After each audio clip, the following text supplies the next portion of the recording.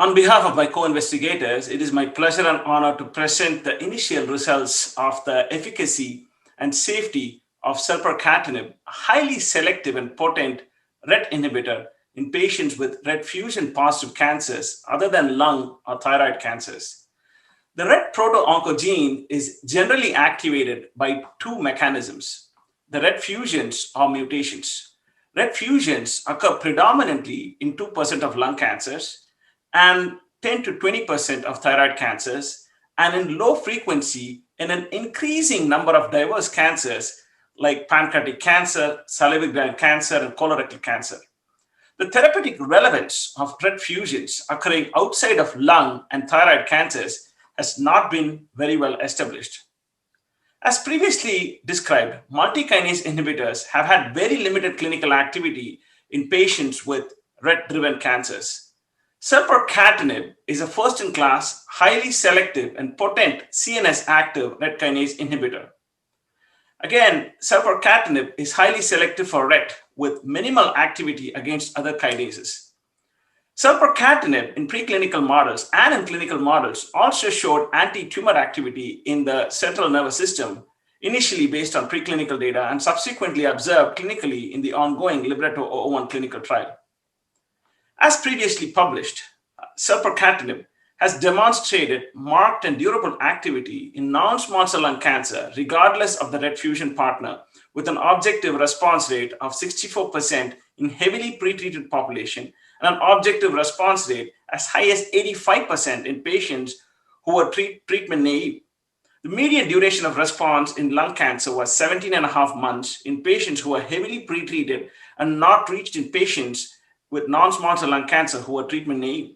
Similarly, patients with RET fusion positive thyroid cancer derived clinical benefit from selpercatinib across a variety of histologies, with an objective response rate of 79% in patients who were previously treated and an objective response rate of 100% in the treatment naive population. Selpercatinib has received approval in multiple countries, including the United States and Europe, for the treatment of RET fusion positive lung as well as RET-driven thyroid cancers. This Libretto-001 trial was conducted in two parts: a phase 1 dose escalation and a phase 2 dose expansion part across 16 countries and 89 sites. The trial included multiple cohorts, including patients with RET mutant cancers who are not being presented here. A total of 441 patients with RET fusions enrolled in the Libretto-001 trial as of the data cutoff of March 19th. Here, we discuss the 38 patients who had a RET fusion positive cancer, excluding those with lung or thyroid, as the data from these patients have been previously published. The efficacy evaluable population here consists of 32 patients who had enrolled on or before September 19th, long enough to allow a 6-month follow-up after the first dose of selpercatinib. What are the eligibility criteria for this clinical trial? Patients were required at least to be 12 years of age, with a diagnosis of advanced or metastatic solid tumor and an ECOG performance status of 0 to 2. The primary endpoint of the study was an objective response rate by RECIST version 1.1. Secondary endpoints included duration of response, progression-free survival, and safety, among others. I'd like to present the selpercatinib's safety and efficacy as determined by investigators' assessment in patients with non-lung and non-thyroid RET fusion positive cancers. Here, 62% of the patients had treatment-refractory GI cancers with very limited therapy options. The patients had received a median of 2 prior therapies, with over a third of patients having received 3 or more prior lines of treatment.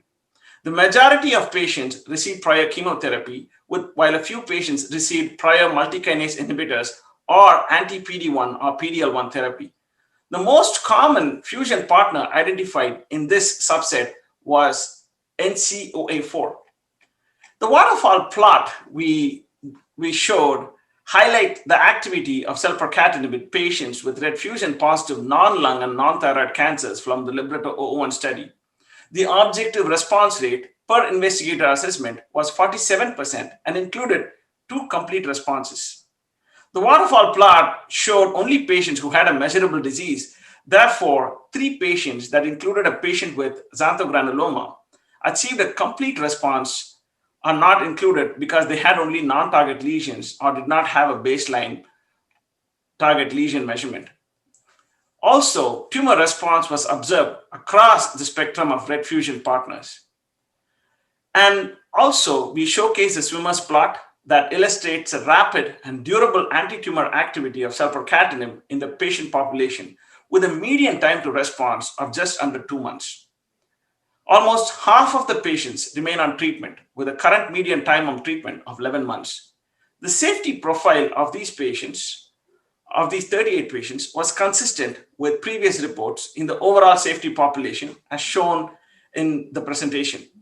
In the cohort reported, the most frequent emergent adverse events of any grade included liver enzymes, dry mouth, and hypertension. Most importantly, no patients in this cohort discontinued treatment due to a treatment-related adverse event. In the talk, I shared 3 specific cases who benefited from selpercatinib.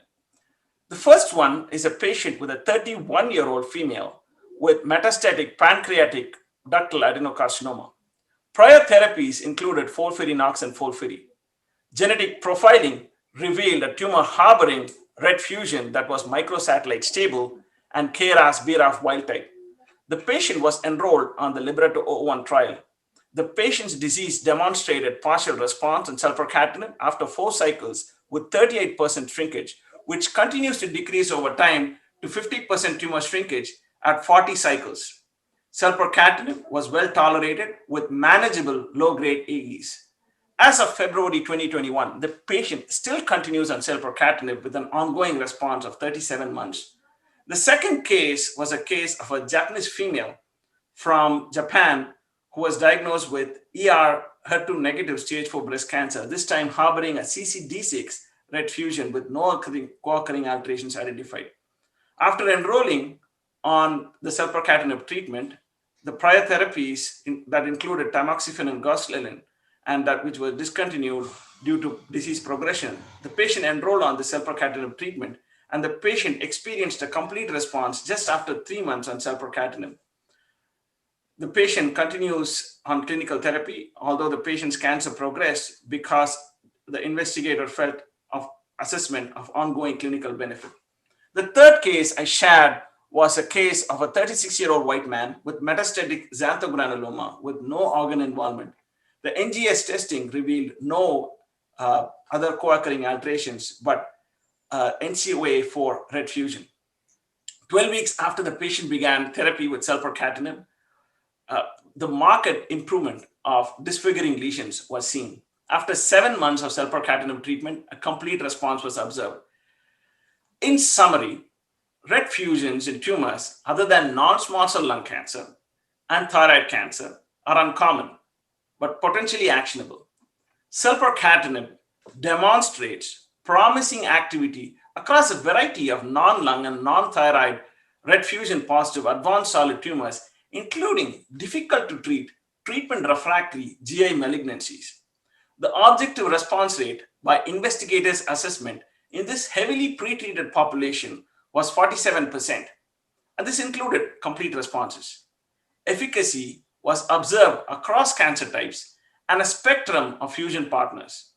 Overall, selpercatinib was well tolerated with a safety profile consistent with what has been previously reported, with no new safety signals identified. These analyses reiterate the importance of a broad-based, comprehensive genomic profiling to identify actionable oncogenic drivers that include RET fusions. The safety and efficacy of selpercatinib continues to be explored in the ongoing Libretto-01 trial, which is still enrolling patients with RET fusion positive non-lung cancers. I would like to thank the motivated patients and their family members and caregivers of the Libretto-01 trial. I would also like to thank all the global investigators across all the 89 sites and their support staff for their ongoing commitment to the clinical trial. Thank you.